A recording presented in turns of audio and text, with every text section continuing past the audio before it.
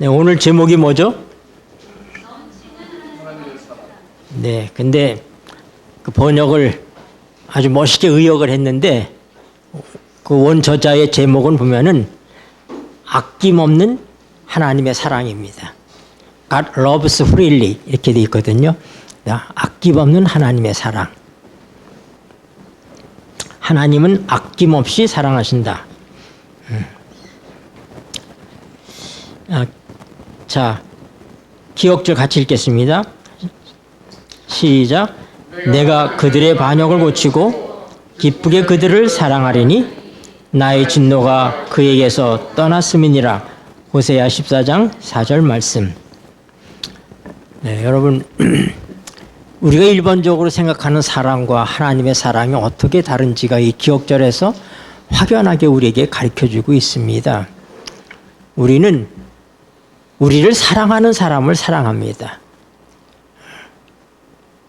우리는 우리의 사랑을 나눌 만한 가치가 없다고 생각하는 사람들한테는 우리는 사랑을 잘 나누지 못합니다. 왜냐하면 우리는 하나님의 사랑이 우리에게 없을 때, 우리가 죄인일 때는 일반적으로 이기적인 사랑을 하게 돼 있습니다. 그런데 여기 호세아 14장에 나와 있는 이 말씀은 하나님께서 어떤 사랑을 하셨는가? 반역한 사람을 사랑하시는 거예요. 하나님을 대적한 사람을 사랑하시고, 내게 반역이 있었지만은, 그렇지만 내가 너를 고치겠다. 반역을 고친다는 의미가 뭘까요? 웰컴. 그래. 네. 우리의 죄로 인하여서 하나님과의 관계가 망가져버린 그들을 하나님께서 고치시겠다 이 말입니다. 네. 반역을 일으켰잖아요. 모든 인류는 하나님에 대해서 배반하고 반역한 것입니다. 하나님의 법을 어겼기 때문에. 근데 하나님께서 그대로 두시지 아니하시고 어떻게 했다고? 내가 너희를 고치겠다고. 누가 고쳐요? 그러니까 하나님께서 우리를 반역의 길에서부터 정상적인 길로 돌이키시고, 그리고 그냥 두시는 게 아니라 뭐라고요? 사랑하시겠다고 말씀하시죠. 네. 그래서 여러분, 하나님의 사랑은 언제나 먼저 하시는 사랑입니다. 그러나 우리는 잘못되었을 때 비로소 하나님의 사랑을 알게 됩니다. 그저 우리가 건강할 때는 늘 건강한 것이 당연한 건 줄 알았지만, 우리가 몸이 아프게 되고 힘들게 되면은 건강했을 때가 얼마나 좋았는가를 알게 되는 것처럼, 우리가 하나님께 반역했을 때, 하나님과 거리가 멀어졌을 때, 우리는 비로소 그때서 뭐예요? 하나님의 사랑을 필요로 하게 하는 거예요. 그래서 하나님의 사랑을 깨닫게 되는, 하나님의 사랑을 절실하게 필요로 하는 때가 언제냐? 우리가 넘어졌을 때, 잘못되었을 때, 그때 하나님께서 우리를 얼마나 사랑하시고 하셨는지. 탕자가 집에 있을 때는 아버지 고마운 거 몰랐어요. 풍요한 거 몰랐습니다. 그러나 그가 밖에 나가서 고생을 하게 되니까, 집을 떠나서 그때 집 생각이 난 것입니다. 그래서 죄인에게 있어서 이 고난은 하나님의 사랑을 새롭게 경험할 수 있고 깨달을 수 있는 기회들이 되는 것입니다. 그래서 이 호세아서의 제목에 나와 있는 이 말씀은 우리에게 이번 공과가 하나님께서 우리를 먼저 사랑한다. 조건 없이 사랑하신다. 아낌없이 사랑하신다. 사랑할 만한 가치가 있어서 사랑하는 것이 아니다 하는 것들을 보여줍니다. 그래서 일요일날 소지의 그 제목을 보면은 합리적인 기대를 넘어선 사랑, 그렇게 했어요. 그냥 원문 그대로를 번역했는데 좀 아쉬워요. 왜냐하면 이게 beyond reasonable expectation이거든요. beyond라는 것은 뛰어넘는다는 거예요. reasonable이라는 것은 합리적인, 보통 그렇게 반역을 하지만 그것은 까닭 없이 정말 그럴 만한 이유가 있는, 우리가 하나님은 우리를 이렇게 사랑해야지 하고 우리가 기대하는 그거하고 너무나 뛰어넘는 그런 사랑을 하나님께서 우리에게 주신다. 그런 의미예요. 그냥 합리적인 기대를 넘어선 사랑 이렇게 하니까 말은 되는데 가슴에 뜨겁게 와닿지는 않잖아요. 그렇죠? 네. 사실 이것이 그대로 번역한 거기 때문에. 그런데 이거를 정확하게 그 의미를 얘기하면 뭐냐면은 우리가 정말 우리 기대가 이만했는데 하나님께서는 그 기대하고 너무 다르게 우리를 넘치도록 사랑하신다. 그런 의미예요. 네, 이 제목이. 제가 제목들만 좀 설명해 줘도 좋을 것 같아요. 그 다음에 짝사랑 그랬잖아요. 이 단어가 둘째 날 보면은 월요일 날 unrequited love, 짝사랑이라고 번역할 수 있는 얘기예요. 그러나 짝사랑하면은 좀 별로 안 닿잖아요. 근데 이건 뭐냐면 일방적인 사랑, 그렇게 번역하는 게 좋으세요. 이게 unrequited라는 단어가 짝사랑이라고 번역할 수도 있지만은 일방적이라고 얘기할 수 있어요. 그냥 일방적인. 하나님의 사랑은 일방적인 사랑이다. 하나님은 무조건 우리를 사랑하시는 그런 일방적 사랑이다. 저자는 그런 의미로다가 한번 했을 겁니다. 그런데 이걸 평범하게 짝사랑 해버리고 나면은 하나님에서 짝사랑하는 그거다. 근데 그게 아니라 하나님은 포기하지 않고 일방적으로 우리에게 사랑을 쏟아부으시는 분이시다. 그런 의미입니다. 네. 거저 주시는 사랑도 조금 제가 해석을 좀 하면은 러브 프릴리 기분이라고 그랬어요. 근데 완료 시제를 썼어요. 이게 거저 주시는 사랑이라고 그랬잖아요. 그러니까 거저 주신 사랑, 주신 사랑이라고 번역할 때 더 정확한 번역이 될 거라고 생각이 됩니다. 영어를 잘하시는 분들은 번역하는데 상당히 그들이 의역을 합니다. 잘하기 때문에. 그러나 저같이 서투른 사람은 직역을 하거든요. 그대로다가. 근데 어떤 때는 그대로 직역하는 것이 더 우리에게 와닿을 수 있습니다. 많이 부름을 받았지만 그 다음 보면은 적게 선택을 받았다. 네. 제가 이게 지금 서론에 이게 다 들어가 있는 것들이 제가 얘기를 하는 거예요. 근데 여러분, 하나님의 사랑은 모든 사람을 다 부르셨습니다. 그렇죠?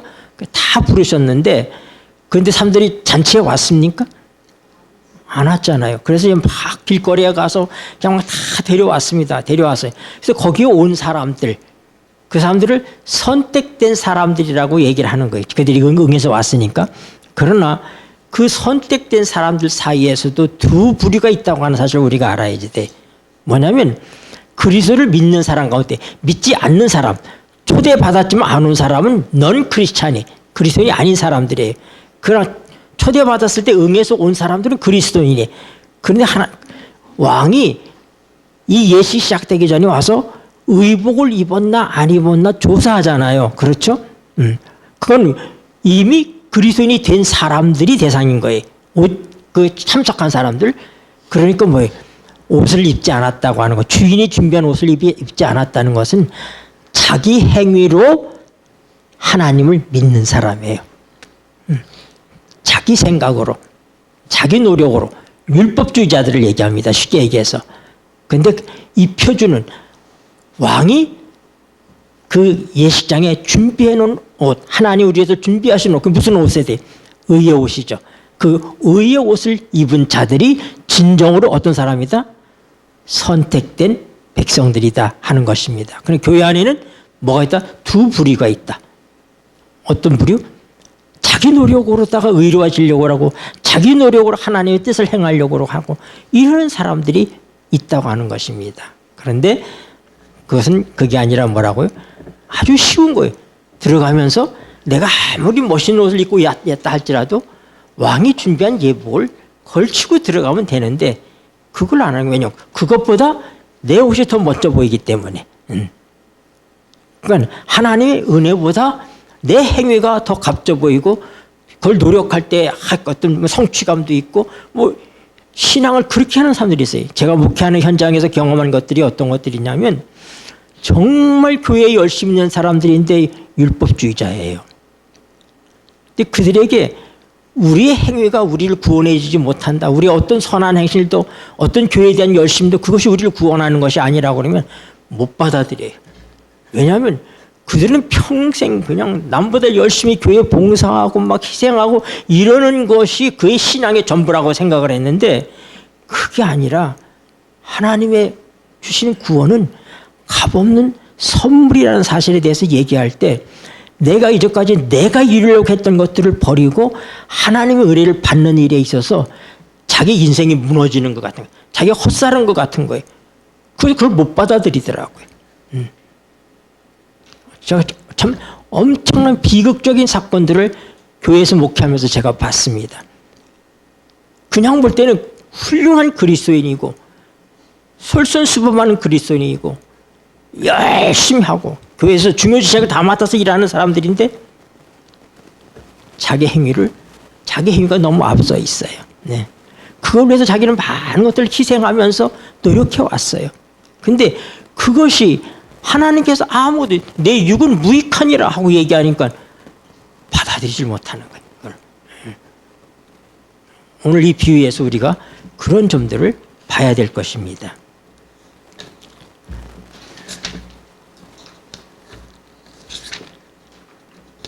네, 예수님의 십자가에 대해서 여러분 그 십자가는 이미 하나님께서 창세전에 준비하셨다. 창세전에 준비하셨다. 요한복음 17장의 말씀이 그 말씀을 의미하는 거예요. 그래서 창세부터 이 온 우주가 창조되기 그 훨씬 전부터 십자가는 이미 하나님의 의중 속에 있었던 것이라고 하는 것입니다. 그래서 하나님께서 그 사랑을 통해서 우리에게 무엇을 보여주느냐. 십자가를 통해서 제가 한 가지만 더 부연하면 베드로전서 1장 12절에 보면은 천사들도 살펴보기를 원하는 것이다. 이 지구에서 벌어지고 있는 일들도 누가 관심을 갖고 보고 있다고요? 천사들도 보고 있다. 네. 고린도전서 4장 9절에는 우리는 세계 곧 천사와 사람에게 구경거리가 되었노라.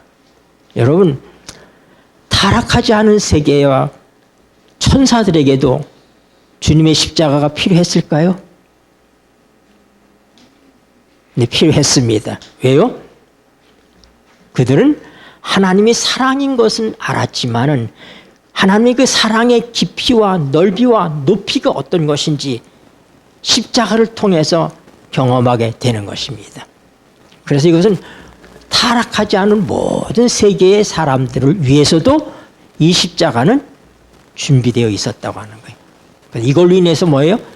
다시는 이 우주에 하나님 창조하는 우주에 반역하는 일들이 하나님을 대적하는 일들이 영원히 사라지게 될 것이기 때문에 이 지구에서 벌어지는 모든 것들은 전 우주 세계에 뭐가 되었다? 구경거리가 되었다. 그렇게 사도들은 얘기하고 있는 것입니다. 네. 그래서 십자가 사건이 갖는 의미가 여러분들 공부를 계속할 때 다른 의미로 말씀하실 텐데 제가 부연되지 않을 법한 얘기를 그냥 간단히 조금 해드리는 것입니다. 자, 한 가지만 제가 마지막으로 말씀드릴게요. 여러분, 베드로와 유다가 왜 다를까요? 하나님은 긍휼히 여기실 자를 긍휼히 여기신다고 얘기했습니다. 그러면 하나님은 어떤 사람을 긍휼히 여기시고 어떤 사람은 긍휼히 여기지 않는가? 죄는 똑같이 짓는데 유다도 예수님을 팔아먹었고 베드로도 예수님을 배반했는데 긍휼은 누구에게 베풀어졌어요? 네, 베드로에게 베풀어졌어요. 왜요? 그가 범죄하기 전에 유다에 대해서는 직접적으로 말하신 일이 없어요. 그러나 간접적으로 너희 중에 하나가 나를 팔리라. 주여 누굽니까? 접니까? 하고 물으니까 나와 함께 떡그릇에 초를 찍는 그 사람이 나를 팔자다. 예수님과 유다만 할 수 있는 얘기를 계속 예수님은 계속 흘리고 계셨어요. 근데 베드로에게는 뭐라고요? 네가 나를 오늘 밤 닭 2번 울기 전에 날 3번 부인할 거다. 그러면서 뭐라고요? 시몬아 시몬아 사단이 너를 밀가부르듯 하려고 너를 청구하였지만은 내가 내 믿음이 떨어지지 않기로 해 기도하였노니 너는 돌이킨 후에 내 형제를 굳게 하라. 누구를 긍휼히 여기신 거예요? 왜 그러셨을까요? 유다한테는 그렇게 안 하셨어요. 근데 왜 베드로에게 그렇게 하셨을까요?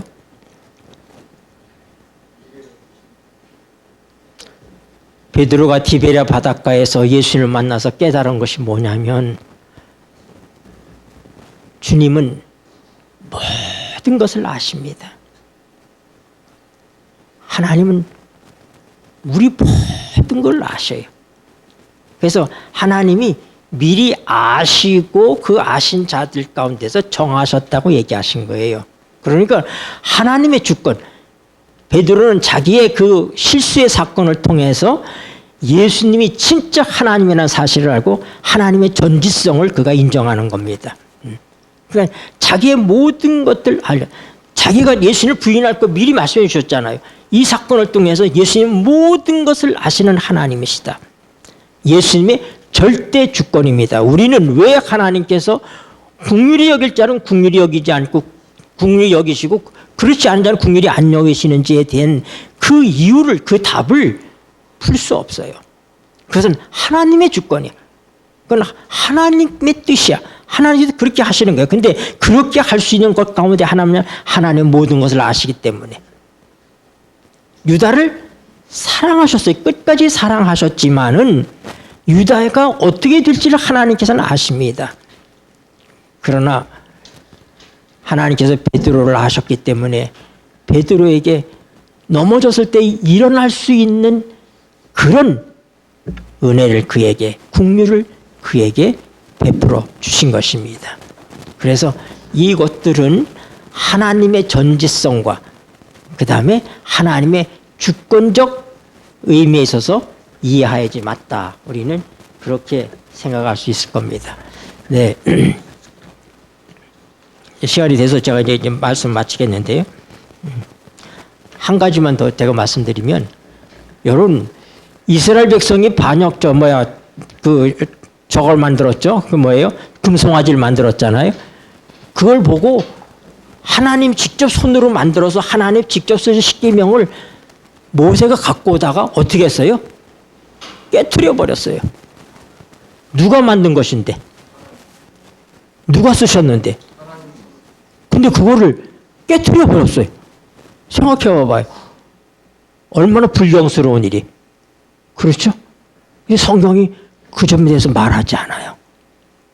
하나님께 그에 대해서 나무르지 않습니다. 왜일까요? 그게 그대로 있었으면 이스라엘 백성은 다 죽어야지 돼요. 그것은 언약이에요. 하나님과의 언약. 언약인데 이들이 이미 그 언약을 깨뜨렸잖아요. 그들이 살 수 있는 방법은 언약을 깨뜨리는 수밖에 없어요. 이게 모세가 하나님에 대한 사랑을 알았기 때문에 그렇게 한 거예요. 그걸 그대로 가지고 가면 심판이잖아요. 이미 완전히 난리가 난 그들에게 하나님과의 약속된 그걸 갖고 가면 전부가 다 죄인이잖아요. 그럼 그들은 그 심판을 받아야 되잖아요. 그러니까 어떻게 돼? 언약 이전으로 되돌려 놓은 거예요. 모세가. 그 돌비를 깨트려 버림으로 언약을 깨트린 거예요. 언약 이전으로 돌아가 버린 거예요. 그래서 새로 시작하게 되는 거예요. 네. 이것이 모세가 하나님의 사랑을 알았다고 하는 증거예요. 그래서 하나님께서 모세를 나무라지 않잖아요. 그것을 모세의 마음을 하나님께서 하나님의 마음을 알고 모세가 그렇게 하나님 이거는 다시 시작해야 되겠어요. 안 되겠어요. 네. 왜 깨트렸는지 그것을 여러분들이 이 부분은 이렇게 타치 안 할 것 같아서 그 부분들만 제가 첨가해서 설명을 드렸습니다. 그만하겠습니다.